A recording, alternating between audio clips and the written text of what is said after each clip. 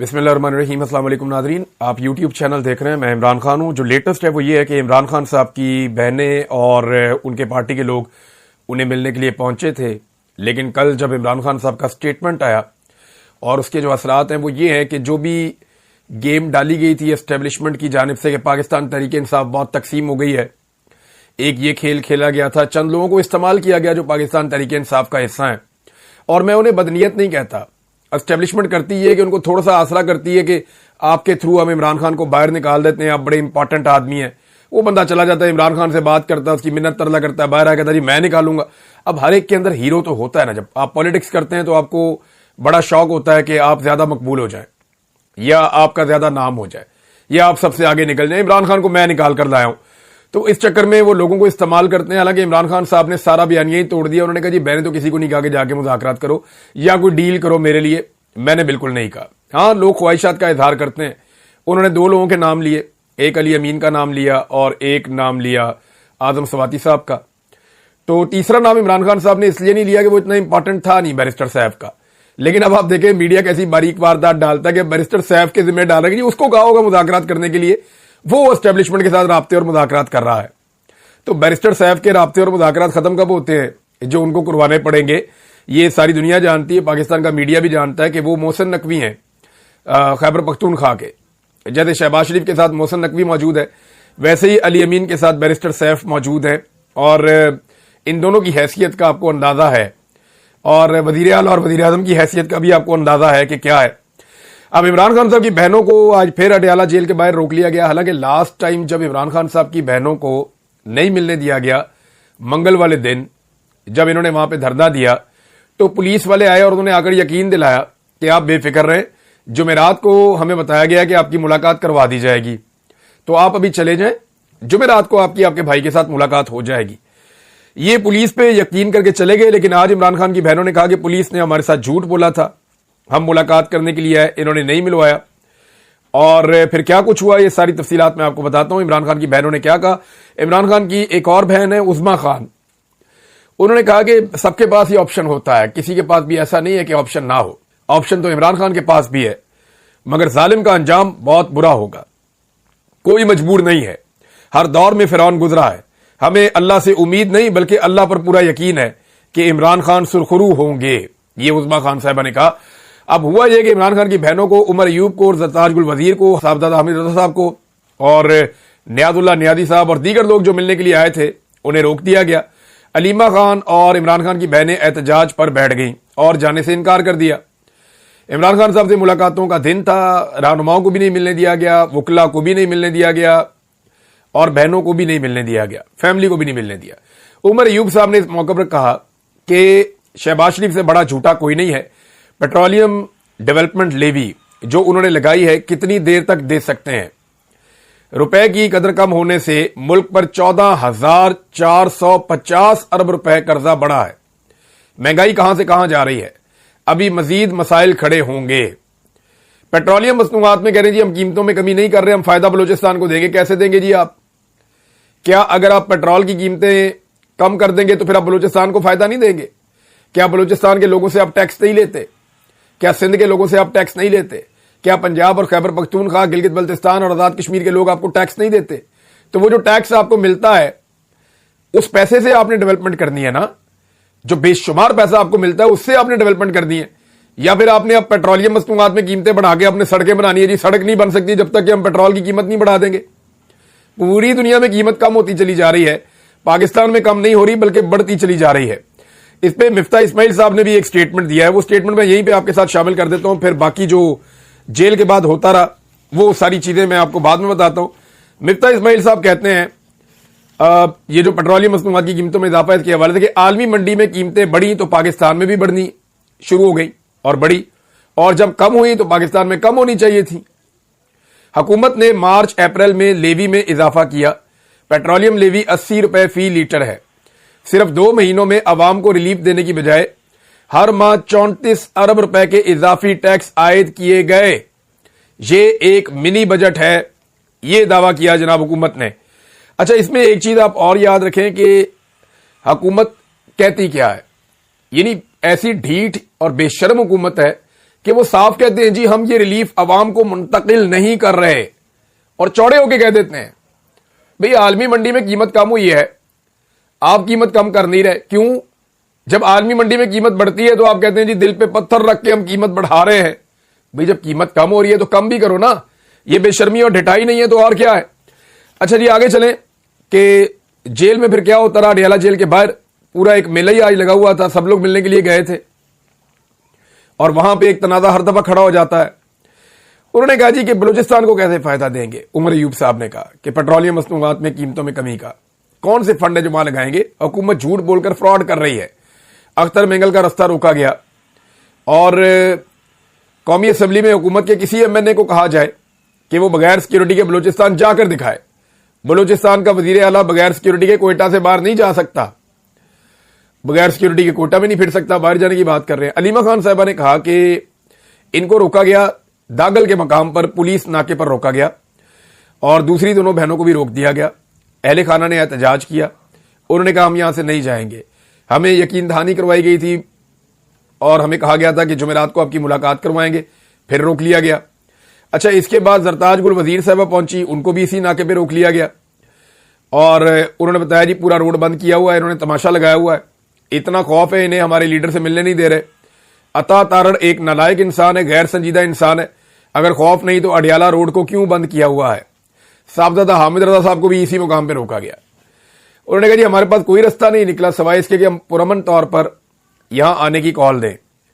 Larger bench کے فیصلے آئے ہیں. کل چیف جسٹس نے سلمان صفدر کی ملاقات میں کہا, جو بات چیت ہوئی ملاقات کے حوالے سے, انہوں نے کہا کہ جائیں آپ جا کر ملیں, اور پھر بھی نہیں ملنے دیتے.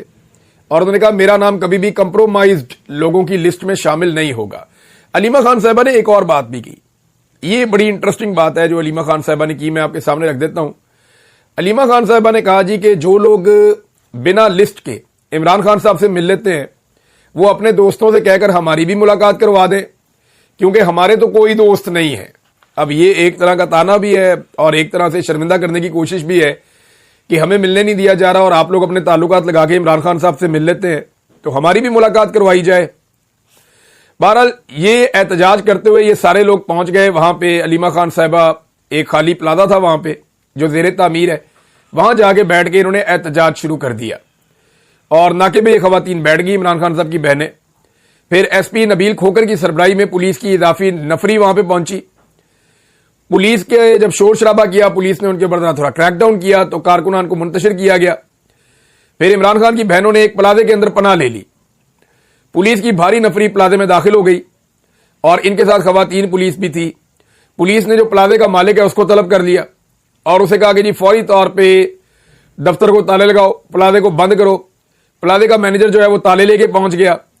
تو آپ اندازہ کریں کہ یہ اتنی ریاست خوفزدہ ہے کہ پچھلی مرتبہ عمران خان صاحب کی بہنیں باہر پریشانی میں کھڑی تھیں, اس سے پچھلی مرتبہ ان کو بارش میں اتنی دور دراز علاقے میں چھوڑ کے آ گئے. پچھلی مرتبہ وہ بیچاری باہر دھوپ میں کھڑی تھی تو سامنے انہوں نے دیکھا ایک چھوٹا سا ڈھابا کھلا ہوا تھا, وہ اس کے اندر گئی تو پولیس نے جا کے وہ زبردستی بند کروا دیا کہ نکلو یہاں سے بھی. اب وہ ایک پلازے کے اندر, اور یہ ظلم یاد رکھا جائے گا, اس سے 1% ظلم بھی کبھی مریم نواز نے زندگی میں سوچا بھی نہیں ہوگا, یا اتنا ظلم کبھی بلاول کی بہنوں نے کبھی زندگی میں سوچا بھی نہیں ہوگا. بلاول کا تو ایک فوٹو ہے نا کہ بینظیر بھٹو کی انگل کے ساتھ لگا ہوا جا رہا ہے ایسے پکڑ کے ساتھ جیل کے اندر زرداری کو ملنے کے لیے, تو وہ اس تصویر کو آج تک بیچتے ہیں. نواز شریف کا فوٹو ہے کہ وہ آنکھوں میں آنسو ہے اور وہ ایک جنگلے کے پیچھے پکڑ کے کھڑا ہے. لیکن یہ ظلم ہمیشہ یاد رکھا جائے گا کہ جس ڈھابے میں پناہ لو اس کو بند کروا دو, جس پلازے کے اندر پناہ لو اس پلازے کے مالک کو بلا کے اس کو تالے لگوا دو. انہوں نے ہر وہ ظلم کیا ہے جس کی آپ ماضی میں کوئی مثال نہیں دیکھتے. یعنی فاطمہ جناح صاحبہ کے اوپر بھی انہوں نے بڑا ظلم کیا تھا, لیاقت علی خان کو قتل کیا گیا, اس کے بعد ذوالفقار علی بھٹو کے اوپر ظلم کیا گیا. لیکن وہ تمام مظالم آپ اکٹھے کریں تو جو آج کل کے دور میں ہو رہا ہے وہ اس کا عشر اشیر بھی نہیں ہے جو اب کیا جا رہا ہے. میں آپ کو اس لیے کہہ رہا ہوں کہ یہ چیزیں کبھی ایسے پبلک کے سامنے آئی نہیں اور اس بڑے سکیل کے اوپر نہیں ہوئی. کوئی شرم اور کوئی حیا ہوتی تھی لوگوں کی آنکھوں میں, وہ شرم اور حیا ہی جاتی رہی. بہت سارے ایسے لوگ ہیں جنہوں نے ڈکٹیٹرز کے دور دیکھے ہوئے ہیں, پرویز مشرف کا دور تو ہم نے خود دیکھا ہوا ہے. اب وہ سارے لوگ یہ کہتے ہیں کہ یہ تو ڈکٹیٹرز بھی نہیں کرتے تھے جو اس دور کے اندر ہو رہا ہے, جو اب کی ملٹری اسٹیبلشمنٹ اور اب کی حکومت جو ہے وہ سہولت کاری کر رہی ہے یہ سب کچھ کرنے کے لیے. तो ठीक है, कभी के दिन बढ़े और कभी की रातें, ये सारा कोई रिकॉर्ड पे रहेगा। कल को ये मार एस्टेब्लिशमेंट को भी पड़ेगी, कल को ये मार जो है वो सियासी जमातों को दूसरी को भी पड़ेगी और उन्हें बर्दाश्त करनी पड़ेगी, क्योंकि ये निकाल के फिर ये लोग दिखाएंगे ना पाकिस्तानी के जनाब आपने ये किया हुआ है तो अब भुगतें आप। अब आपको क्या तकलीफ हो रही है? यानी आज किसी भी जुल्म के खिलाफ हसीना वाजिद एक लफ्ज नहीं बोल सकती। वहां एस्टेब्लिशमेंट के जिन लोगों के ऊपर शिकंजा कसा गया है एक लफ्ज नहीं बोल सकते, क्योंकि बांग्लादेश के बाद पूरी एक तारीख है। वो निकाल के पिछले 10-20 साल का रिकॉर्ड सामने रख देते कि जनाब ये हमारे ऊपर जुल्म और सितम आपने किया हुआ है, इसका आप जवाब दें। अब आप क्यों रोते हैं जब आपके साथ ये चीजें हो रही हैं कानून के मुताबिक? अब नाज़रीन, ओवरसीज पाकिस्तानियों को कहा जाता है कि आप पैसा पाकिस्तान में लेकर आए, और ये बार बार कहा जाता है कि पाकिस्तान में पैसा लेकर आए। आर्मी चीफ ने भी उनसे खिताब किया है। अब खिताब के बहुत सारे हिस्से निकाल के लोगों ने उनकी मीम्स बना ली हैं। मैं कल भी कह रहा था कि एक बड़े ओहदे के ऊपर अगर आप बैठे हो तो आपको खासा मोहतात होना पड़ता है, आपके पास गलती की गुंजाइश कम होती है। लेकिन आर्मी चीफ ने एक तो जो आयत उन्होंने पढ़ के सुनाई कुरान पाक की, और आयत थी इस हवाले से कि पहले तहकीक कर लिया करो जब कोई फासिक तुम्हारे पास कोई खबर लेकर आए। जिस सूरत की उन्होंने वो आयत बताई वो उस सूरत की आयत ही नहीं है। जब लोगों ने तहकीक की तो सबसे पहले तो आर्मी चीफ साहब ने जो सूरत का नाम लिया वो उस सूरत की आयत ही नहीं है।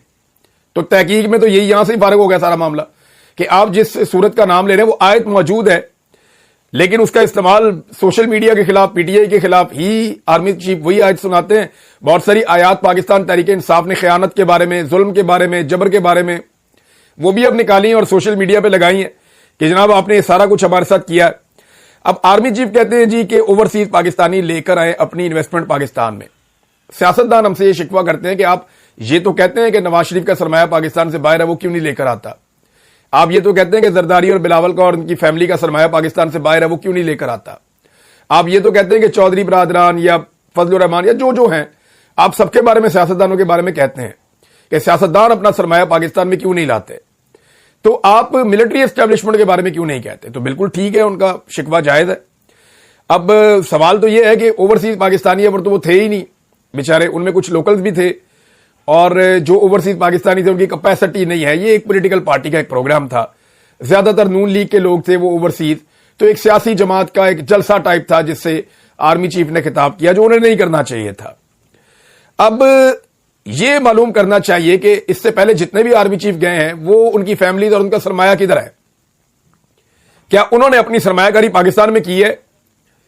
क्या इसकी कोई गारंटी है, श्योरिटी है कि आइंदा जितने भी आर्मी चीफ रिटायर होंगे वो अपना पैसा और सरमायाकारी पाकिस्तान में करेंगे या उनका खानदान यहां पर रह के यहां सरमायाकारी करेगा? क्योंकि ये लोग तो महफूज है ना, इन्हें तो कोई उंगली भी नहीं लगाता। मार तो हम जैसे लोगों को पड़ती है जो एंटी एस्टेब्लिशमेंट बयानियां उठा लेते हैं। मार तो हर उस आदमी को पड़ेगी जो एस्टेब्लिशमेंट के बयानिए के अगेंस्ट चलेगा। उस आदमी को कभी मार नहीं पड़ सकती या मारा नहीं जा सकता जो एस्टेब्लिशमेंट के साथ खड़ा होगा, और ये तो खुद एस्टेब्लिशमेंट है। अब सवाल यह पैदा होता है कि जनरल बाजवा और उनकी फैमिली की प्रॉपर्टीज कहां कहां पे हैं दुनिया में, जरा पता करवाएं, और दुनिया के कौन से मुल्क में कहां पे उनके लोग जो है वो सरमायाकारी करना चाहते हैं ये भी पता करवाएं। जनरल राहील शरीफ साहब और उनकी फैमिली किधर, जरा पता करवाएं, उनका पैसा कहां है जरा पता करवाएं। जनरल नदीम अंजुम, अभी तो उनके बारे में पता ही कुछ नहीं चल रहा। जनरल अशफाक परवेज कियानी और उनकी फैमिली कहां कहां कारोबार करते हैं, सरमायाकारी पाकिस्तान में कितनी और बाहर कितनी करते हैं, पता करवा लें आप। जनरल परवेज मुशर्रफ साहब बैरून मुल्क इंतकाल कर गए, उनकी प्रॉपर्टी बैरून मुल्क थी जहां पे वो फौत हो गए, अब उनके बच्चे कहां, उनकी फैमिली कहां है, जरा ये भी आप पता करवा लें। गुज़िश्ता 25 साल में कौन सा ऐसा आर्मी चीफ रिटायर हुआ है जो खुद और उसका पूरा खानदान पाकिस्तान में रहे, पाकिस्तान में अपना सारा सरमाया लगाए? इसका जवाब दे दें। यानी मैं ये कहता हूं कि सियासतदानों पे हम तनकीद जरूर करते हैं, लेकिन हमें दूसरी साइड भी देखनी चाहिए कि क्या पाकिस्तान का ब्यूरोक्रेट पाकिस्तान में रहने के लिए तैयार है? हर ब्यूरोक्रेट ने अपने बच्चे बाहर से पढ़ाने होते हैं, उनको बाहर के पासपोर्ट दिलवाने होते हैं, उन्हें बाहर मुल्कों के अंदर रखना होता है, उनको वहीं सेटल करना होता है। हर ब्यूरोक्रेट का यह मसला है, हर सियासतदान का यह मसला है। जजेस इवन के पैसा पाकिस्तान से बाहर लेकर जाते हैं और इसके सबूत और चीजें मौजूद है एजेंसीज के पास, लेकिन बजाय इसके कि इस सिलसिले को, इन चीजों को ठीक करने के, वो इन चीजों को ब्लैकमेलिंग के लिए इस्तेमाल करते हैं।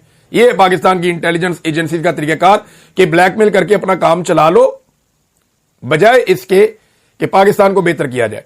नाज़रीन, एजाज चौधरी साहब के खिलाफ जो मामला है वो चला गया सुप्रीम कोर्ट ऑफ पाकिस्तान में उनकी जमानत का, और वहां पे हुकूमत अपनी पूरी कोशिश के बावजूद, इल्जाम यह है ना कि इन्होंने उकसाया लोगों को 9 मई के हवाले से, तो 9 मई या 9 मई से पहले का उनका कोई स्टेटमेंट, कोई वीडियो, कोई रिकॉर्ड के ऊपर हुकूमत कोई चीज पेश नहीं कर सकी। अब आप अंदाजा करें, सुप्रीम कोर्ट ने तो मजीद टाइम दे दिया हुकूमत को कि जी ले और लब के कोई और चीज अगर आपको मिलती है तो। चीजें ढूंढने के लिए क्या 2 साल काफी नहीं थे? आज 2 साल होने को आ गए हैं, सुप्रीम कोर्ट फिर टाइम दे रही है इस हुकूमत को कि जाओ जाकर एजाज चौधरी के खिलाफ कोई सबूत ढूंढ कर लाओ जो 9 मई से पहले का हो। भाई बेल देनी चाहिए, बीमार आदमी है, सेनेटर है, वो सेनेट के इजलास में शरीक होना चाहता है, उसको शरीक नहीं होने देते। और मामला क्या है? सिर्फ मिलिट्री एस्टेब्लिशमेंट, उनकी ख्वाहिश है कि इस आदमी को जेल में रखा जाए, निशाने इबरत बनाया जाए, ये सेनेट के इजलास में शिरकत ना करे। बार बार प्रोटेक्शन ऑर्डर जारी होते हैं लेकिन एक मरतबा भी उनके ऊपर अमल दरामद नहीं होता। खौफ फैलाने की कोशिश है ना, और खौफ इतना फैल गया है कि मैं मियां आबाद फारूक की वीडियो देख रहा था, उसको गाड़ी में कैदियों वाली वैन में बिठाया जा रहा था अदालत से, उसकी आंखों में अंगारे नजर आ रहे थे और वो इमरान खान के नारे लगा रहा था अपने नजरिए के ऊपर पूरी ताकत से खड़ा। वो आदमी क्या बना दिया आपने उसको? एक नॉर्मल पॉलिटिकल वर्कर था, उसको एक फौलादी आदमी में आपने कन्वर्ट कर दिया।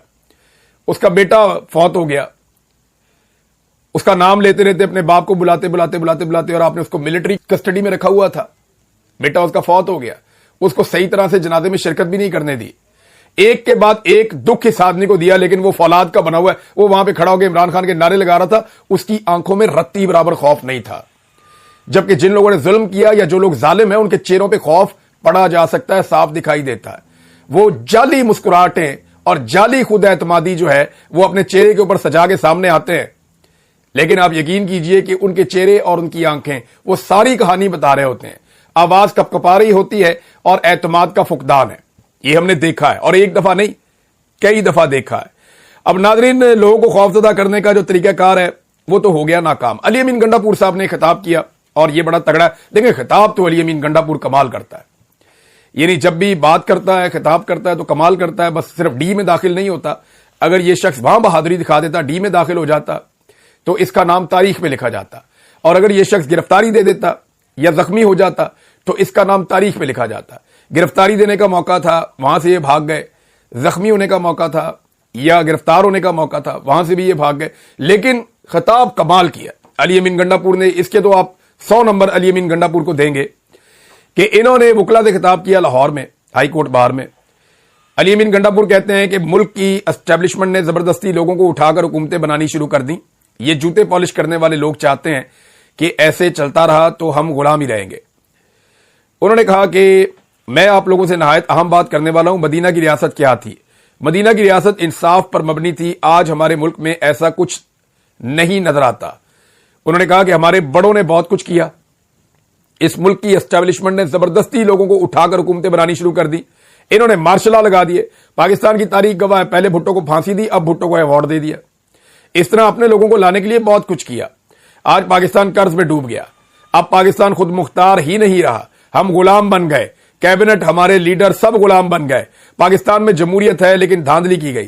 तुम लोगों को सेलेक्टिव लोग नहीं चाहिए। वजीर आला ने कहा कि आप लोग वकील हैं, खुद भी आप मुद्दई हो। इमरान खान मुसलमान की बात करता है, नामूस रसालत की बात करता है, वो बेगुनाह जेल में है। वो रूल ऑफ लॉ की बात करता है, पाकिस्तान की खुद मुख्तारी की बात करता है।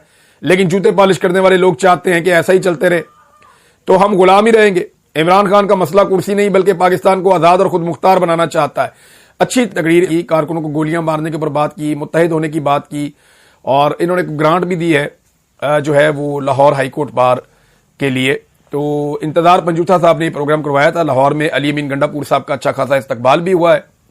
नाज़रीन, एक तरफ खैबर पख्तूनख्वा की हुकूमत की जानिब से यह दावा किया गया कि इमरान खान साहब ने मना किया है कि कोई बयानबाजी नहीं करेगा जो माइंस एंड मिनरल्स बिल है उसके बारे में। लेकिन दूसरी तरफ वो लगातार माइंस एंड मिनरल्स बिल के बारे में जहन साजी करने की कोशिश कर रहे हैं। जो तर्जुमान है खैबर पख्तूनख्वा हुकूमत का